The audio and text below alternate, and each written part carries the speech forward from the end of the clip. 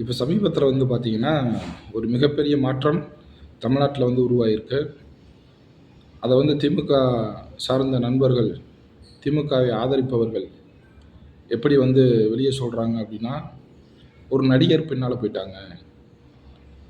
அம் அதாவது அரசியல பத்தி தெரியாத ஒரு நடிகர், அவர் பின்னாடி போயிட்டாங்க. தற்குறித்தனமா சிந்தனையோட சிந்தனை இல்லாம ஓட்டு போட்டாங்க அப்படின்னு சொல்றாங்க. அது முற்றிலும் கிடையாது. அது கிடையாது.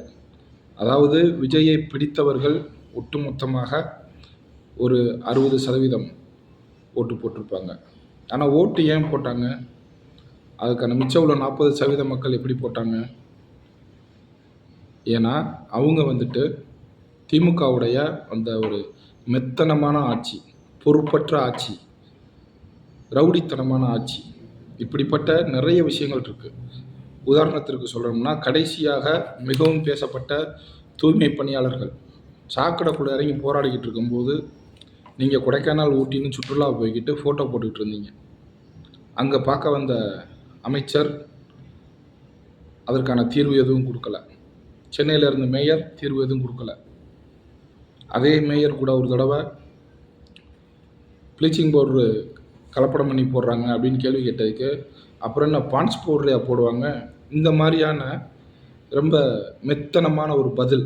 ஆட்சியாளர்களின் மெத்தனமான ஒரு பதில். அதுக்கப்புறம் ஆம்ஸ்ட்ராங் படுகொலை. ஒரு தேசிய கட்சியோட தலைவர் படுகொலை செய்யப்படுகிறார். அதில் சம்பந்தப்பட்ட நபர்கள் உங்களுடன் இருக்கிறார் என்ற ஒரு பொது குற்றச்சாட்டு எழுகிறது. அதை பற்றின எந்த ஒரு விசாரணையும் கிடையாது. அது ஒரு காரணம். இன்னொரு முக்கியமான விஷயம், மதுரையில் பிடிஆர் பழனிவேல் ராஜா பெரும் திறமைசாலி அப்படின்னு பேசப்பட்டவர், கலைஞராலேயே புகழப்பட்டவர். அவர் அமைச்சரவையில் இடம்பெற்ற பிறகு, நிதி அமைச்சராக பொறுப்பேற்ற பிறகு, அவர் ஒரு தகவல் சொல்கிறார். யாரிடமும் பேசிய ஒரு ரேடியோ பதிவு வருகிறது.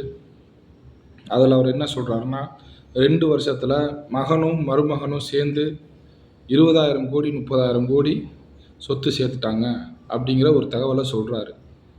அது வெளியே 2வது நாள் நிதி அமைச்சராக திரு பிடிஆர் பழனிராஜன் இருந்த நிதி அமைச்சர் தூக்கப்பட்டார். ஏன் தூக்குனீங்க? ஆக்சுவலாக நீங்கள் என்ன செஞ்சுருக்கணும்? அது உண்மையா பொய்யா அப்படிங்கிறத ஆராய்ஞ்சிருக்கணும். அதுக்கு பதிலாக அவரையே தூக்குறீங்க. அப்போது மதுரை மக்கள் என்ன நினச்சிட்டாங்க? இவர் பதவியில் இருந்தும் இவர் கைகளை கட்டி போட்டிருக்காங்க. அப்போ இப்படிப்பட்ட ஆட்சி தேவையில்லை அப்படின்ட்டு அவரையே இன்னைக்கு தோற்கடிக்கக்கூடிய ஒரு மனநிலைக்கு தள்ளப்பட்டார்கள் பொதுமக்கள். விஜய் ரசிகர்கள் கிடையாது. கொளத்தூரில் எப்படி தோத்தீங்க? சில விஷயங்கள் நல்லது செஞ்சுருக்கலாம். ஆனால் அங்கே உள்ள நிறைய பிரச்சனைகள் சரியாக செயல்படவில்லை என்பது தான் பொது குற்றச்சாட்டு. சென்னையில் ஒரு உதாரணத்துக்கு எடுத்துக்கிறோம். சென்னையில் மிகப்பெரிய போக்குவரத்து நெரிசல் இருக்கக்கூடிய ஒரு இடத்துல நிறைய பிரச்சனைகள் போய்கிட்டு இருக்கும்போது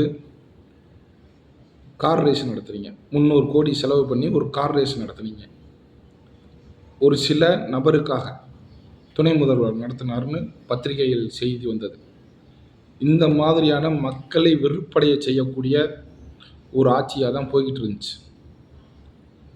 மதுரை தூய்மையான நகரம் என்ற பெயர் போய் இருப்பதிலே குப்பையான நகரம் என்ற பெயர் வாங்கி கொடுத்தது மதுரை மாநகராட்சி நிர்வாகம். மதுரை மாநகராட்சி நிர்வாகத்தில் பல கோடி ரூபாய் மோசடி செய்யப்படுகிறது என்று குற்றச்சாட்டு.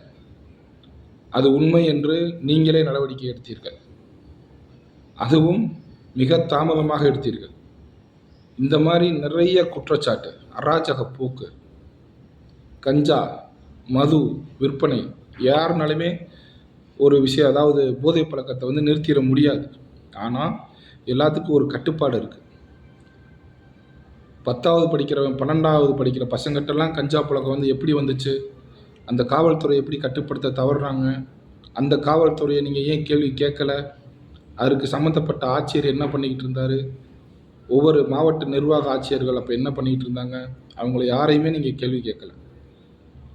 இப்போ இந்த பெரும் தோல்விக்கு காரணம் விஜய் ரசிகர்கள் கிடையாது. அவர்களால் ஒரு சின்ன மாற்றம் உருவாகியது. மிச்ச மாற்றம் திமுக அராஜக ஆட்சி, பொறுப்பற்ற தன்மை, மெத்தனமான அரசு அதிகாரிகளின் பதில்கள், அமைச்சர்களின் ஆணவமான பேச்சு, பொதுமக்களை அவமதித்தது. நம்மளிடம் 28 கட்சி கூட்டணி இருக்குது. தலைக்கு 5000 10,000 கொடுத்து தேர்தலை சந்திச்சிடலாம் அப்படின்னு நீங்கள் நினச்சிங்க. காசையும் வாங்கிட்டு குத்துனாங்களா? ஒரு ஓட்டு. இதுதான் ஓட்டு புரட்சி. ஒரு விதத்தில் இந்த அரசு நிறைய தவறுகள் செய்திருந்தாலும், தமிழகத்திற்கு நிறையா நல்லதும் செய்திருக்காங்க. இருந்தாலும் இப்போ உள்ள இந்த திமுக வேண்டாம் என்று தூக்கப்பட்டனால தான் இவ்வளவு பெரிய மெஜாரிட்டியோட தாவைக்க என்ற புது கட்சி 2 வருஷத்தில் ஆரம்பிக்கப்பட்டு முதல்வர் நாற்காலியில் இப்போ உட்கார போகிறாங்க. இதுக்கப்புறம் அவங்க எப்படி நிர்வாகம் பண்ணுறாங்க அப்படிங்கிறத மக்கள் பார்க்க தான் போகிறாங்க. அவர்களும் தப்பு செய்யும் பட்சத்தில் தூக்கப்படுவார்கள். ஒரே ஒரு விஷயம் மட்டும் இந்த எலெக்ஷனில் நடந்திருக்கு.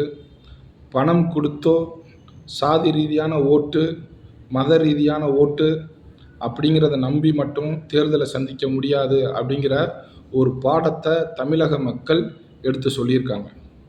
இது அனைத்து ஆட்சியாளர்களுக்கும், இனிமேல் வரக்கூடிய விஜய்க்கும் கூட இது ஒரு சவுக்கடி. இப்படி நடந்தால் தண்டனை இப்படித்தான் இருக்கும் அப்படிங்கிறத மக்கள் அவங்களே சொல்லியிருக்காங்க.